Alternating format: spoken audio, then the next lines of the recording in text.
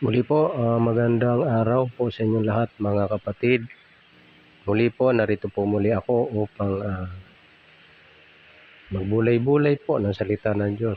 Halina po kayo, tayo po ay samahan niyo po ako sa pagbabasa, pagbubulay-bulay ng salita ng Diyos. Sapagat dito po mga kapatid ay yun nga pong ating madalas na naririnig sa maraming pastor, kagaya nga po ng yung pagbabalik ng ating Panginoong Hesukristo.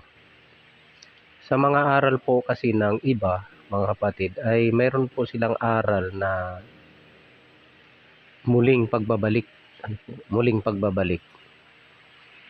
Ngunit, kanila pong sinasabi na darating daw po yung rapture.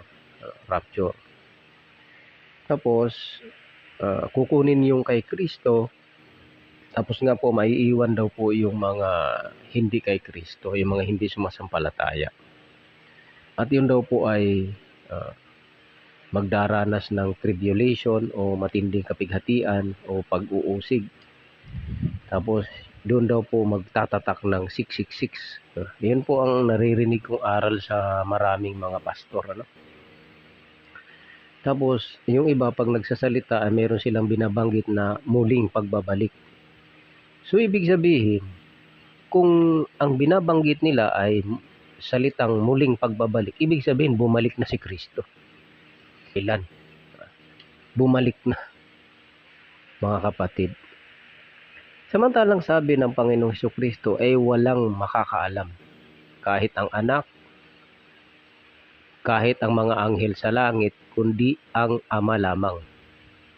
Kaya doon po sa mga tao na nagbabanggit na nagbibigay ng petsa, kagaya nitong yung kingdom sa Davao, 2000 daw darating na si Jesus.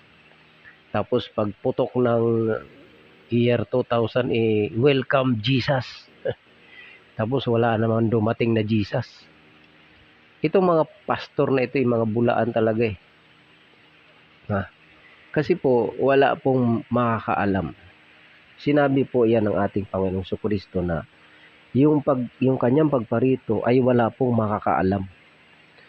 Walang makakaalam kahit ang mga anghel sa langit, kahit ang anak, kundi ang Ama lamang, mga kapatid. Kaya tingnan nyo po itong mga aral na ito na ipinangangaral ng maraming tao. Kaya mga kapatid, mag-iingat po tayo. Yan po sinasabi ng ating Panginoong Jesucristo doon ayon sa kanyang salita na walang makakaalam. Wala pong makakaalam talaga Kaya nga ang sabi niya dito sa Mateo na walang makakaalam. Mateo 24. Sinabi na po niya yan na mag-ingat kayo na huwag kayong mailigaw ninuman sapagat maraming magsisiparito sa aking pangalan na mga nagsasabi, ako ang Kristo, at ililigaw ang marami. Kaya nga po, dito po ay laging nating binabanggit ito. Dahil nandito na po tayo sa mga huling araw na ito Dahil nangyari na nga po ang mga tanda. Unang-una pong tanda ng Jerusalem, nung binanggit ng Panginoong Jesucristo ito, na nung sabihin niya dito sa Mateo 23 na kanyang sinabihan ang Jerusalem na kasi nga po hindi nila tinanggap si Kristo. Talaga pong naranasan po yan ng Israel nung kasi ito po yung panahon ng pagkalat ng Israel. Ito yung panahon ng pagkawasak ng Israel. Kasi pangalawa na po ito Noong una, yung Babylonia.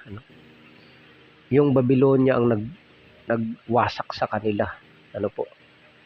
Ngayon, sumunod na po ngayon nung pagkatapos ng ating Panginoong Jesucristo na yung templo nga po ay kasama po yan sa ipinahayag ng Panginoong Jesucristo na walang maiiwan ni isang bato sa ibang bato. Wala pong maiiwan kundi lahat ay ibabagsak.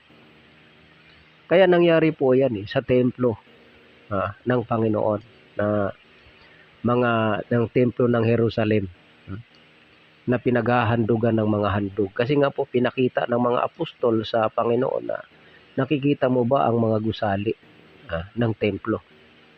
Ngayon sinabi ng Panginoon sa kanila na sinasabi ko sa inyo na itong mga nakikita ninyo na mga gusali ay walang maiiwan isa mang bato sa ibang bato na hindi ibabagsak. Kaya nga po, totoo po yung salita ni Kristo. Talagang binagsak po yan. At talaga pong walang naiwan. Wala pong naiwan talaga. Kasi nga po, ayon nga po sa isang babae na vlogger, no? Totoo po Kasi ang templo po na itinayo ng mga Israelita sa panahon ng pagbabalik nila mula sa Babylonia ay wala na pong naiwan. Wala pong naiwan. Nandun po sinave ko po yung video, no? Na talagang sila'y naghahanap na lamang ng bakas ng mga nakaraan. Dito po ay talaga pong naganap ang salita ni Kristo. At ngayon ay ang sabi niya sa kasunod na mga talata ay pag nakita ninyo yung mga kasuklam-suklam na paninira na natatayo doon sa dakong banal ay unawain ng bumabasa. At ito po yung sunod-sunod Kasi alam niyo po ba na ang Jerusalem ngayon ang namamahala talaga pong naganap po yung nakalagay sa aklat ng Lucas na talagang yuyurakan ng mga hintil ang bayang banal. Bakit po? Kasi nandyan po yung mga simbahan ng mga pagano. Nandyan na po may mga templo dyan ang mga pagano, ang Romano, mga Romano, mga iba't ibang mga sekta, mga iba-ibang denominasyon na ang namamahala talaga pong naganap po yung nakalagay sa aklat ng Lucas na talagang yuyurakan ng mga hintil ang bayang banal. Bakit po? Kasi nandyan po yung mga simbahan ng mga pagano. Nandyan na po may mga templo dyan ang mga pagano, ang Romano, mga Romano, mga iba't ibang mga sekta, mga iba-ibang denominasyon na kasi talaga pong hindi naman po talaga pong ito'y maglulutangan na ito'y talaga pong lalilitaw sa ating panahon. Kaya ito po yung mga palatandaan na sunod-sunod na sinasabi ng ating Panginoong Hesukristo na talagang pagkatapos ng mga panahon na yon na sinasabi ni Kristo na ilulugso ang Jerusalem, ilulugso, ibabagsak dahil ang sabi, ang wika, siya'y ninanais ng Panginoon na siya'y tipunin na gaya ng inahing manok sa kanya mga sisiw ay ayaw kayo. Tingnan nyo, basahin ko po sandali Sabi rito, O Jerusalem, Jerusalem, na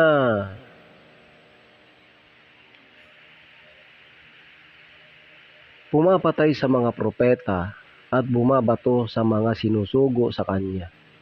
Makailang inibig ko na tipunin ang iyong mga anak na gaya ng pagtipon ng inahing manok sa kanyang mga sisiw sa ilalim ng kanyang mga pakpak ay ayaw kayo.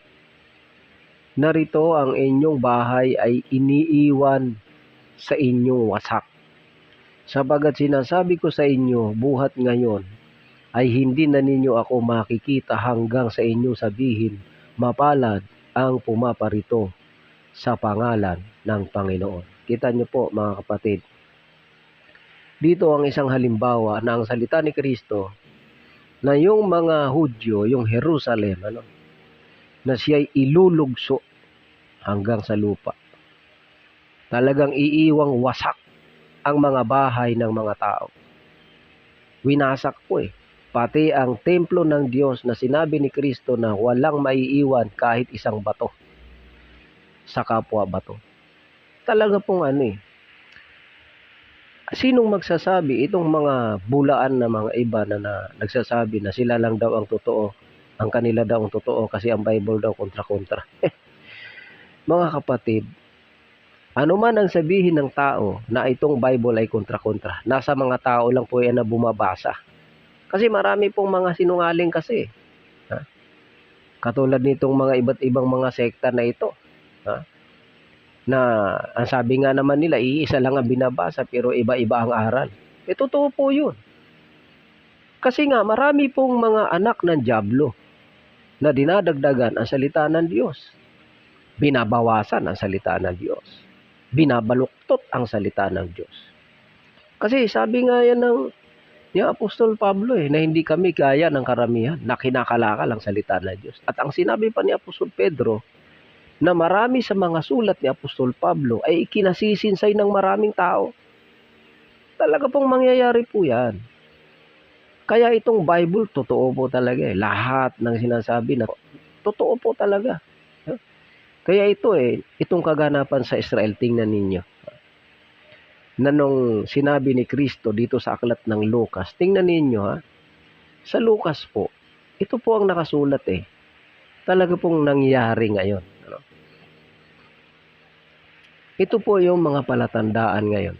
Basahin po natin sa Lucas 21 talatang 24. At sila'y mga bubuwal sa pamamagitan ng talim ng tabak at dadalhing bihag sa lahat ng mga bansa at yuyurakan ang Jerusalem ng mga hintil hanggang sa matupad ang mga panahon ng mga hintil. Kita nyo? Dito po naganap Hindi kayo maniniwala. Ano nangyayari sa Jerusalem ngayon? Anong nangyayari sa Jerusalem ngayon? Hindi na po mga Hudyo ang talagang namamahala. Ano na nangyayari? Nandyan na po lahat. Naging common naging common city. Kaya ang nangyayari, niyuyurakan ang Jerusalem. Bayang banal po kasi talaga yan, mga kapatid. Yan po ay bayang tinatawag na bayan ng Diyos o bayang banal. Ngayon, ang nangyayari ay niyuyurakan. Bakit? Nandyan na po lahat ng relihiyon Nandyan na po lahat ng mga relihiyon na against sa Diyos, laban sa Diyos. Nandyan yung Antikristo. Nandyan. Nakatayo nga po dun sa dating templo Anong sinasabi ni Kristo? Na kapag nakita ninyong nakatayo o natatayo sa dakong banal, ang kasuklam-suklam na paninira ay unawain ng bumabasa. Kita nyo naman ang Jerusalem, ang dami pong mga nakatayo na dyan. Nandyan yung simbahan ng mga pagano, yung mga Romano, na humihimod sa mga rebulto. Isa yan, na yumuyurak sa bayang banal ng Diyos. Yang relihiyon na yan. Tapos ito, lalo na itong pinagtatayuan ng templo ngayon. Ano na ngayon ang nangyayari? Mayroon nang nakatayo dyan. Ano pa rin yan? Kasuklam-suklam na paninira. Bakit? Hindi ayon sa aral ng Diyos ang dala niyan. At hindi ayon sa aral ni Kristo. At ang aral ng mga yan ay Antikristo. Hindi man nangyayari ang salita ni Kristo. Kaya itong salita ni Kristo ay natupad. At patuloy po itong magaganap hanggang sa katapusan. Kasi ito po yung mga palatandaan na nalalapit na ang kanyang pagbabalik. Kasi ang hanggang sa matupad o matupad ang mga panahon ng mga hintil. Kasi ngayon po totoo po na hanggang ngayon ang panahon ng mga hintil, marami po ngayon na sa panahon natin ay nakilala si Kristo. Yun nga lang, sa dami ng mga bulaang propeta ay talaga pong maraming naliligaw. Sinabi po kasi talaga yan, Mateo 24. At maraming magsisilitaw na mga bulaang propeta at ililigaw ang marami. Yan po mga kapatid. Kaya sa ating panahon, maraming nakakakilala kay Kristo. Yun nga lang po mga kapatid, ang masakit, inililigaw. Sino ang nagliligaw? Yung mga bulaang Kristo. Yung mga nagpapanggap na sila ay mga Kristiyano. Nagpapanggap na sugo sa malayong silangan. Sugo na propeta. Na siya daw ay sumasampalataya kay Jesus. Pero ang aral naman ay balintuna sa katotohanan. So talaga pong maraming ililigaw. Marami pong ililigaw. Kasi narito po sinasabi sa 5 sapagkat marami ang magsisipa rito sa aking pangalan na mga nagsasabi, ako ang Kristo. Kaya hindi lamang po yung mga bulaang propeta na against sa aral ni Kristo, kundi pati mismo yung mga nagpapakilalang kay Kristo o Kristiyano ay mga bulaan din at nagliligaw. Marami pong magpaparito sa pangalan ni Kristo na magliligaw. Pero mali po yung sinasabi ng iba na yun daw pong mga lahat naman nagsisilitaw ngayon ay lahat daw po bulaan. Mali po yun.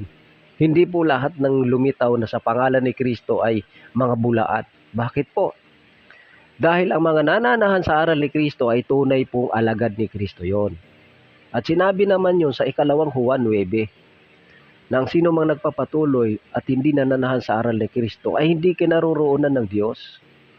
Ngayon sa Juan 8:31-32, na kung kayo'y magsisipanatili sa aking salita, tunay kayong mga alagad ko. Kaya mayroong tunay na Kristiyano. Ang tunay na Kristiyano ay yung tunay na alagad ni Kristo. Anong ipinangangaral? Yung salita ni Kristo at nananatili sa aral ni Kristo. Kaya katulad niyan, yung mga nagtuturo ngayon. Ito po ang kaganapan Lucas 21:24. Ang Jerusalem pagkatapos ng ikalawang digmaang pandaigdig, bago pa man, talaga pong winasak na po. Winasak po yan ng mga mananakop. Winasak ng Roma kasi Roma po talaga, itong Roma na to hanggang ngayon hanggang ngayon itong Roma na ito talagang namamayagpag ito. Talaga pong talagang matindi. Kasi ngayon ang ginagamit nila ngayon ay relihiyon. Relihiyon. Sabi pa nga nung isa mga bobo kayo sapagkat hindi ninyo alam na ang ibig sabihin ng Katols ay universal. Di tama pa. Tama nga pala. Na ang ibig sabihin ng Katoliko ay universal. So, hindi Kristiyano, kundi ang meaning ay Universal Church of Rome. Universal Church of Rome.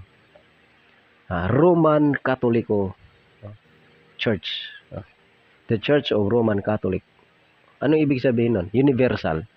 Ang ibig daw sabihin ng Catholic ay universal. So, tingnan ninyo ang meaning. Kristiyano ba? Hindi. Romanong Katoliko pinalawak. Or Romanong relihiyon pinalawak. Kasi Roman Catholic Church. Di ba? Sila na ang nagsabi niyan. Pinalawak. Andyan sila ngayon namamayagpag. Kaya makikita natin ngayon. Ang Jerusalem ngayon ay niyuyurakan ng mga hintil. At kapag nakita raw natin ang mga natatayo sa dakong banal, ay unawain ng bumabasa. Tandaan natin na ang dakong banal ay ang Jerusalem o ang bayang banal ay ang Jerusalem. Ngayon, yung pinakabanal na dako ay yung kinatatayuan ng templo na pinaghahandugan ng mga Israelita o ng mga Hudyo sa panahon nila. Ano na ang nakatayo ngayon dyan? Dito natin makikita ang mga salita ni Kristo ay nangyayari. Ngayon, Yung panahon naman ng pagdating ni Kristo ay talagang ganito lang po eh. Kasi kung sasabihin ng ibang tao na si Kristo daw ay darating, magra-rapture, tapos after that, bago daw maghahari daw muna na 1,000 taon kasama yung mga dinagit. Wala po yan eh. Wala pong nakasulat na ganyan. Bakit? Kasi nga po, ang nakasulat, yung pinakikilala nila sa Revelation, sa Revelation na sinasabi nila maghahari na 1,000 taon. Alalahanin po natin na ang pahayag o ang Revelation ay hindi ka dapat magdagdag dyan. Hindi mo dapat bawasan yan. Dahil mapalad ang bumabasa at tumutupad ng mga nasusulat sa aklat ng hula. Hindi sinabing mapalad ang nagdadagdag at nagbabawas. Kasi may sumpa po yan.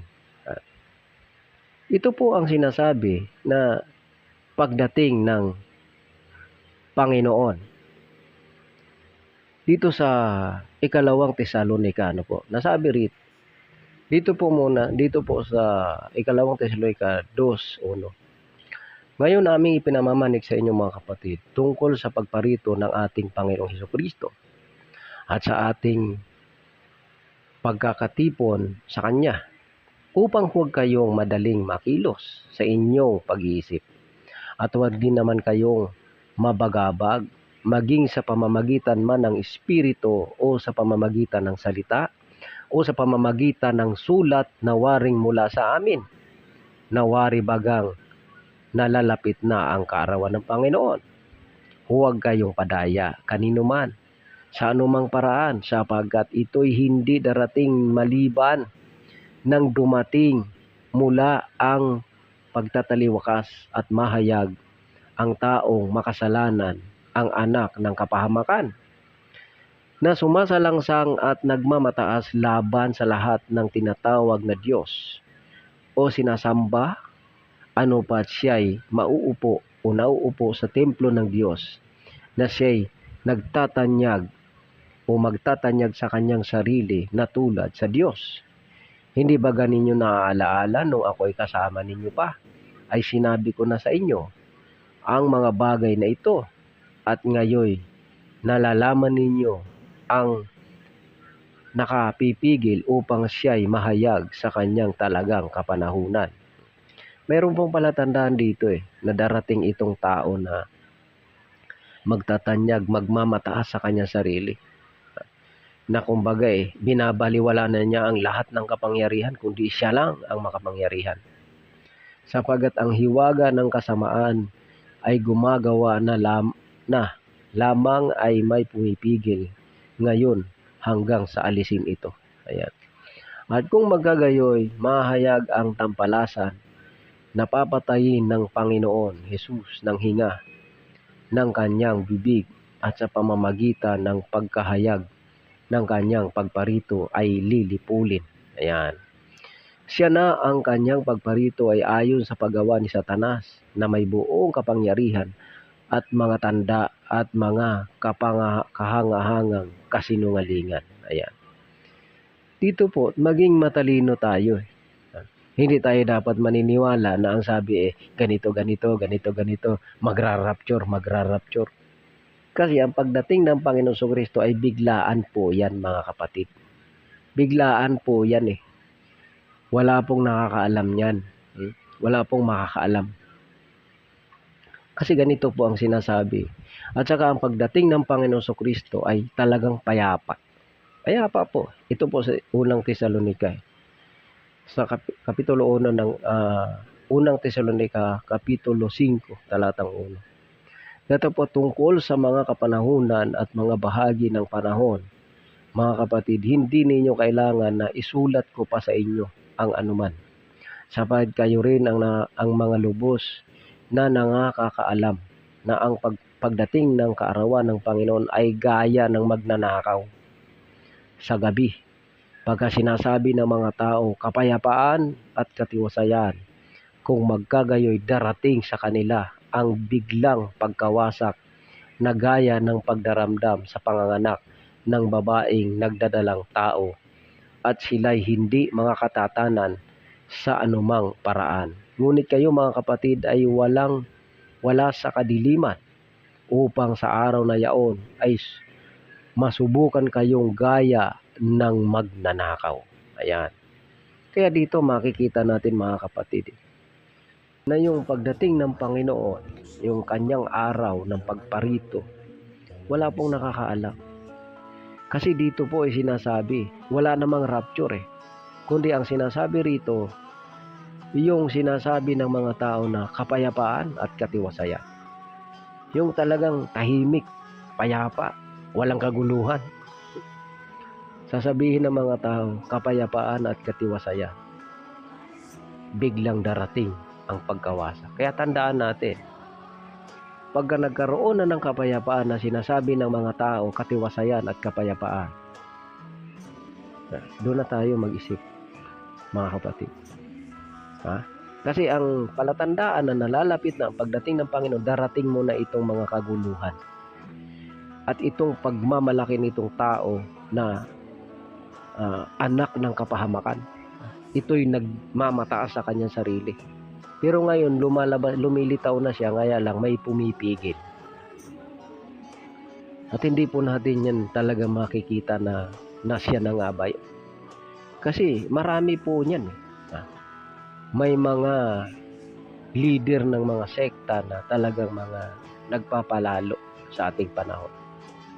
Kaya talaga.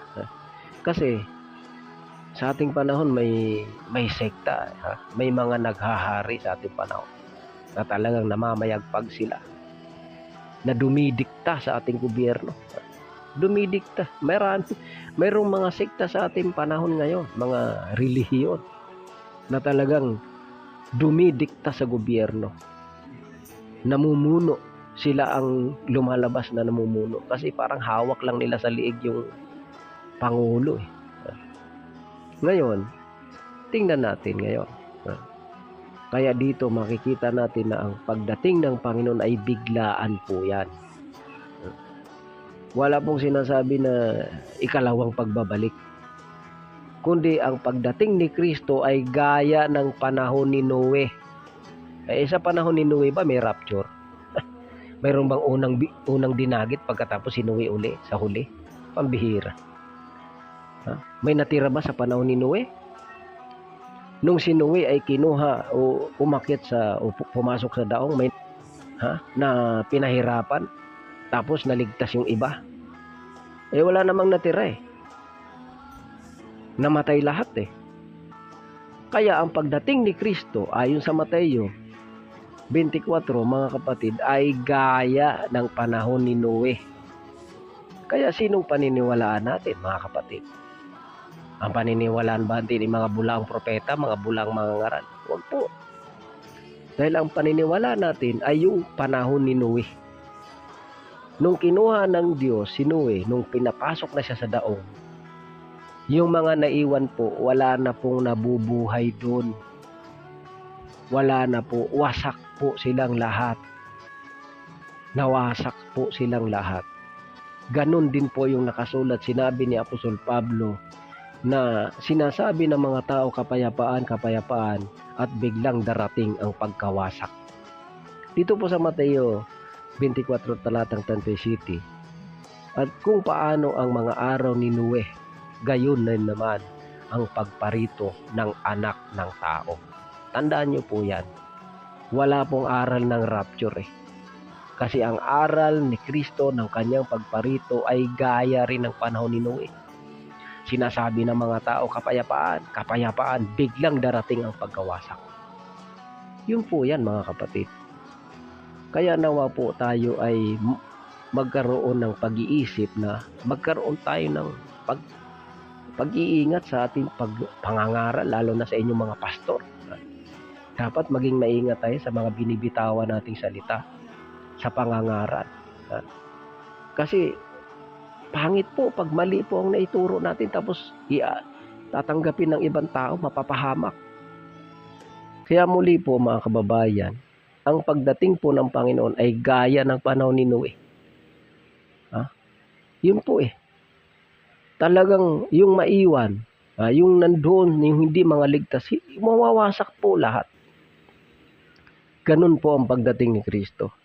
Kaya nga po ngayon tayo binigyan ng pagkakataon na tanggapin ang aral ng Diyos upang tayo maligtas. Kaya sa inyo pong lahat mga kapatid, sumainyo po ang kapayapaan at nawa po'y patuloy tayong bigyan ng Diyos ng kalusugan, kapayapaan sa ating buhay. God bless po sa inyong lahat.